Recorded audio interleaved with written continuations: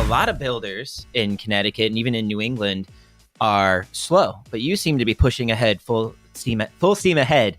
How are you managing that, and what are you doing to stay busy and to keep developing at a time where a lot of builders are having challenges, whether it be skilled labor, whether it be zoning, taxes, all of the above? So I think we give ourselves enough runway in between projects, or as projects evolve and become built out. We're constantly searching for new opportunities, new land. I think we have a pretty good pulse on how long the entitlement process would take.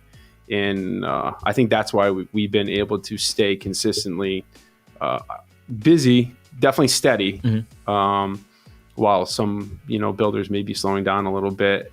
On the same token, I do think that there's still a lot of demand in Connecticut for new construction. Absolutely. Definitely at the higher end. I've actually been a little bit surprised at how strong the higher end markets remained.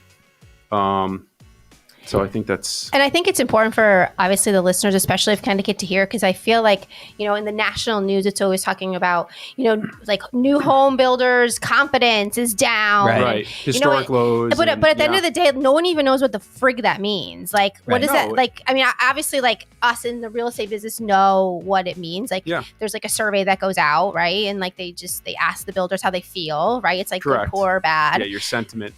Right, which again, it's like I feel like that's like all surveys. Right. Like, who are the 100 people that you asked? And are they diving into it? Are they just saying, "How do you feel," or are they actually asking specific questions? Right, but again, I mean, I don't, and I'm not here to mock that, because I think that it's a great indicator. I think that we're always lagging here on the East Coast, but I think again, people are always grabbing the headlines. But here in Connecticut, it's like what you're saying is it's still moving. People still want it. Yeah. Because again, I guess people where they start to hiccup a little bit, and again, you can correct me if I'm wrong, is add-ons, like extras, like, okay, I'm buying this for $500, but what are my additional costs really? Right. What's my all-in number? Right. Which for us, we're full custom builders. It's very hard to tell someone what their end number is going to be, because we don't know what they're going to pick. We don't know if they're going to, upgrade their kitchen $5,000 or $10,000, and what they're going to spend on their tile and stuff like that. So, are you giving allowances? We give allowances. So a base package. Correct. You would call all of our contracts would have, a base house,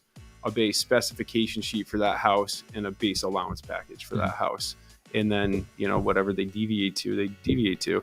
Our buyers are only paying the delta between the two, between what our base is versus what they upgrade to. Correct. Right.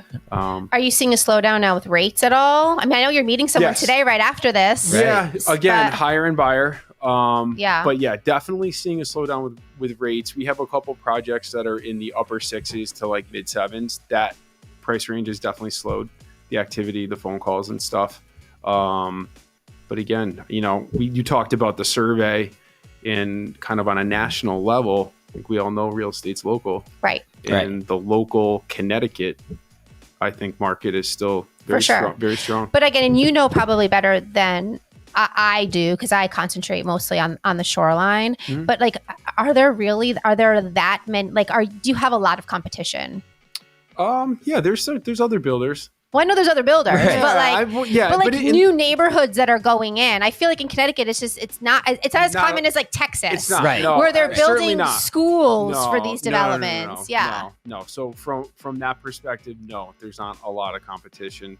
Again, I just a lot of the bigger parcels have already built, or what's left is they're difficult to build on, to get approved and all that. And Connecticut is.